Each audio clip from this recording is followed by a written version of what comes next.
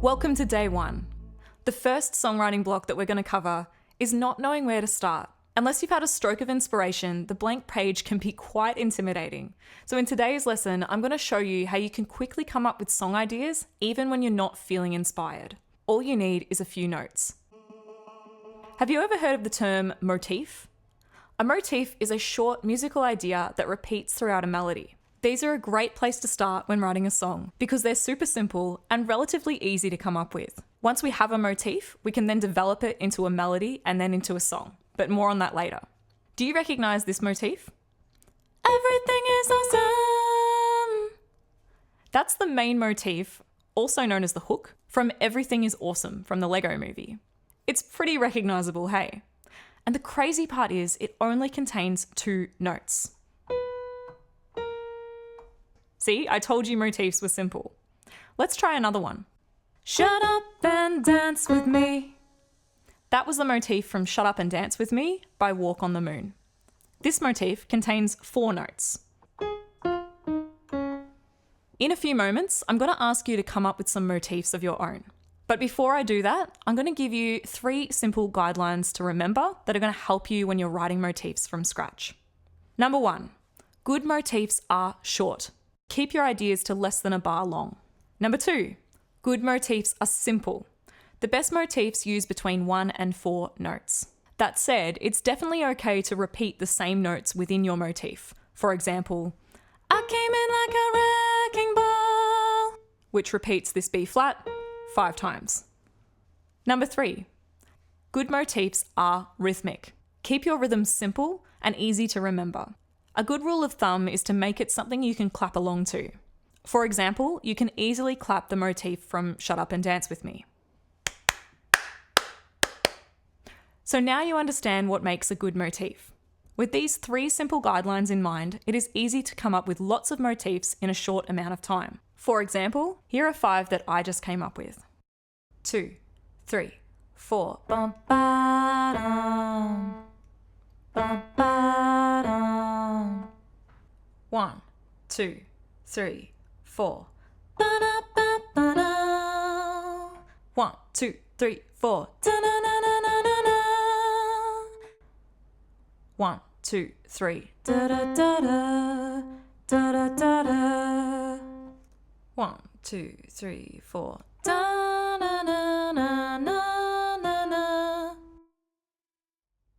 At this stage in the process, I don't know if any of these ideas are ever going to make it to becoming completed songs, but that part doesn't matter. What matters is that I have some ideas that have been recorded and now I have something to work on. So now it's your turn. Pause this lesson now and spend the next 5 to 10 minutes coming up with your own motifs. Try to come up with at least 5 ideas and record them onto your phone or computer for safekeeping. Pause this lesson now and give it a go.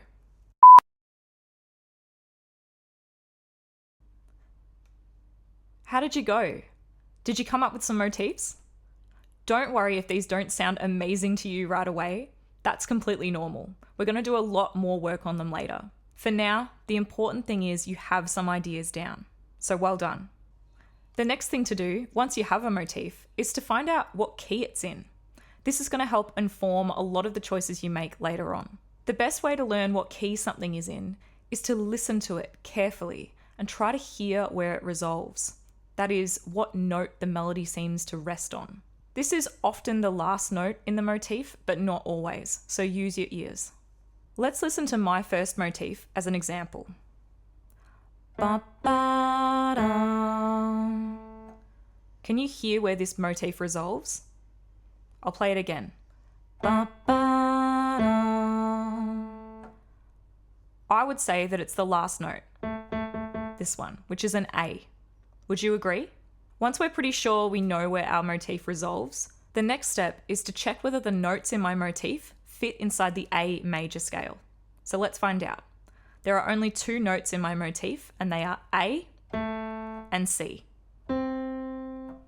Now, if I play an A major scale, we'll be playing the notes A, B, C sharp, D, E. I can already hear that this major scale has a C sharp and not a C, which is one of the notes inside my motif. So I now know that A major is probably not the right key. But I still think that this motif resolves on an A. So my next option is to see if maybe the key is A minor. Let's see. The A minor scale has the notes A, B, C, D, E, F, G, and A. Perfect. So the A minor scale has all of my motif notes, and my motif resolves on an A, so I would say that this motif is in the key of A minor. Let's listen to my second motif as another example. Where do you hear this one resolve? You might say it resolves on the last note, which is an F. And that would be a perfectly good answer. So let's see if my motif notes, which are A, D, and F, fit inside the F major scale.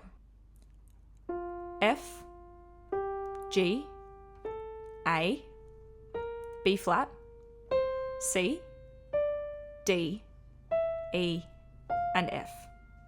So yes, they all fit, and the melody resolves on an F, so this motif can belong to F major. But maybe you heard this motif resolving on a different note. Let's hear it again.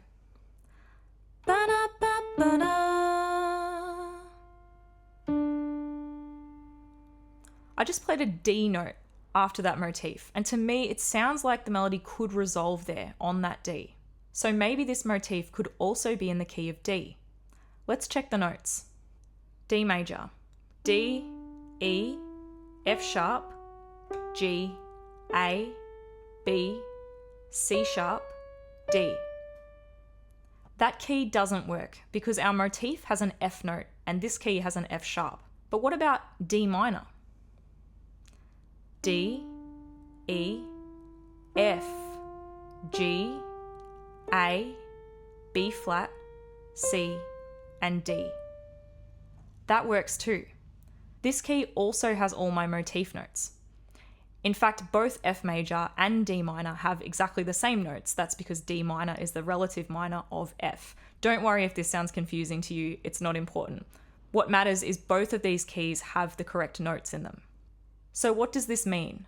Which key is this motif in? Well, the answer is whichever one sounds right to you. Both keys are musically correct, so you as the songwriter can choose which one you like the sound of better. The only real tip here is that a minor key will usually sound more mellow and sad, while a major key will usually sound brighter and happier. So that'll depend on what kind of song you're wanting to write. But ultimately, the choice is yours.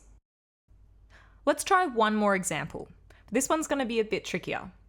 Here's our motif. So this motif only has two notes, A and B flat. Now it could sound like it resolves on the A. That's the last note in the motif. But if we look at the keys of A major and A minor, neither of them contain the note B flat, which means they're probably not the right keys for this motif. So what does this mean? What do we do now? Well, now it becomes a process of trial and error. What you want to do is play or sing your motif over a series of different bass notes until you find one that sounds good. For example, that sounds awful. Yeah. Very tense. That sounds really nice. I think I like that D note. Next, the process is the same. So do the notes of my motif, in this case A and B flat, fit inside the D major scale? Let's see. D, E, F sharp, G, A, B, C sharp, D. So no B flat there. So this is not the right key. What about D minor? D, E, F, G, A, B flat, C, D. Bingo! So we now know that this motif will work well in the key of D minor. Does that all make sense? I know this sounds quite theory heavy, but it's not too complicated once you get your head around it.